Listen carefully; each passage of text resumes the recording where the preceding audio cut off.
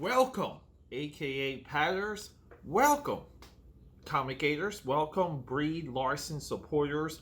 Welcome, SJWs. Welcome, general audience. That's right.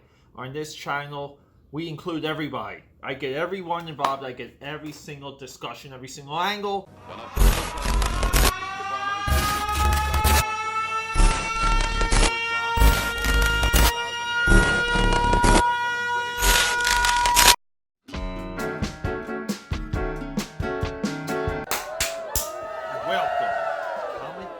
Welcome AKAPADers, welcome Brie Larson fans, welcome Brie Larson haters, welcome friends, family, and cats. That's right, we have a pretty diverse channel here, and speaking of diversity, we got Brie Larson's W's. Brie Larson's been winning, and I am here to explain it to you and to tell you why. It all just transpired this last weekend. I gathered all the information, I got a top 5 for you, and here we go. Brie Larson is very controversial. She says things, it upsets people, it upsets me, it gets me upset, and we don't like it. It's a straight up definition of social justice warriors and what we now call the culture war. The culture war is going to have wins and losses on both sides. The culture war nearly is the new, I don't like saying it, but it's almost like the new Civil War, because instead of cannonballs and old Ironsides, we have social media and we have movies and comics and cartoons and She-Ra and all these other things that, and it's like one side gets one and the other side gets another. Brie Larson is just she's becoming a general in this, and part of it is we know it's validated, and this weekend has proved a couple of things. Now look, it's no secret I wasn't crazy over Captain Marvel despite loving the MCU. Look, I make huge excuses, concessions, and my own logical reasons for loving Thor Dark World and Iron Man 3.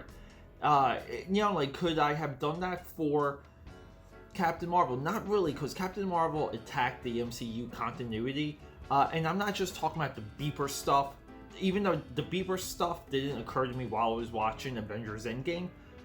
Not at all, because that's how into Endgame I was, and that's how focused I was. But a attack on continuity to the point that it took me out of Captain Marvel.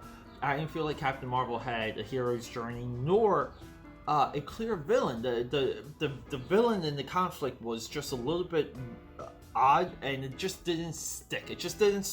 But some people like it. And we're going to get right to our top 5 list, because that goes exactly right to number one. Number one is that Wiley Captain Marvel movie got number 2 at the box office. Impressive, amazing, didn't see it coming at all. I don't know if anyone had that on their radar. This has contributed to one or two things. People double bought tickets. They bought Captain Marvel when they couldn't buy Avengers Endgame, or they stacked it, meaning they went to go to watch both of them back to back in like a 5-hour thing.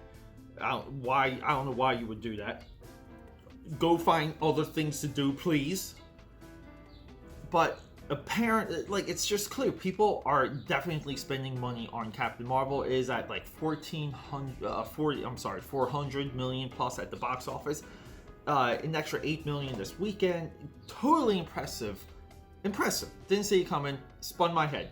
Number two. So, getting back to some of the comments that Brie Larson's made, I'm not going to touch on that. If you're watching this video, you probably already know some of her comments. I'm not going to take the time, but she's backed by Disney, she's backed by Marvel Studios, and she's also backed by Netflix. She's got some of the biggest companies backing her divisive language, and everyone's making a bet. And so far, I think they're winning, because I'm almost positive her Netflix show, her Netflix movie, Unicorn Story, got good traction, because the social media for that was a thumbs up. We got number 3. Social media for number 3. Social media came with articles, The community came in droves to back Brie Larson. They were asking the tough questions with Brie Larson to why she didn't get more screen time, why this and why that. The actual screen time of all the characters on the poster got calculated. We know that Captain Marvel's at 15 minutes, and Nebula was like 41 or something. Truly amazing. Whoever did that, I wanted to know like how that got done, because that's just awesome. But Brie Larson's supporters came out and they were mobile within the press and within social media when they had to be. She has an army behind her. That's a win. That's a win for Brie Larson. Or the Four Horsemen, number four.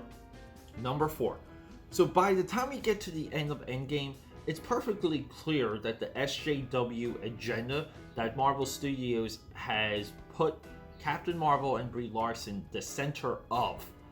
It's very clear that it's very believable and conceivable that we could have an Iron Man movie that is all female, the girl from Black Panther, the girl from Sliding Doors, and that little girl that Tony Stark's daughter could be in an Iron Man movie. We have the African American, we have the black Captain America, which isn't far away from the comic, but in the MCU, Falcon is not super powered. It just seems odd, seems forced. And we're going to get our female Thor movie, because Thor's doing other things with the Guardians of the Galaxy. The TOTG boys got Thor. So, the SJW agenda is happening within the MCU, and Brie Larson is the new center of it, which is why she's back. But she also has money behind her, she has supporters, and she has social media. So far, this is looking like a good bet by the MCU and Disney. Number five. We're already to number five. Number five, it could have been an unintended consequence, a happy accident, a blowback. See, Brie Larson and Captain Marvel is contrasted right now with Wonder Woman, to the point that culturally they mean separate and different things, and the two franchises, the two characters are on two separate highways, two separate threads, and it's already there. The audience is big enough for both, and that was like as big as number one. Totally spun my head. I didn't see that coming, but it's there, and that is probably the biggest W for Brie Larson. She has culturized Captain Marvel, connected Captain Marvel to her and her voice. The two cannot be separated. It's huge. Brie Larson, congratulations. You got a W. You pissed off a lot of people. You made a lot of people eat their words. You made me eat my words. I apologize. I will never doubt you again, Brie Larson. But hashtag winning for you. And that's it, everyone. We're at the end of the video.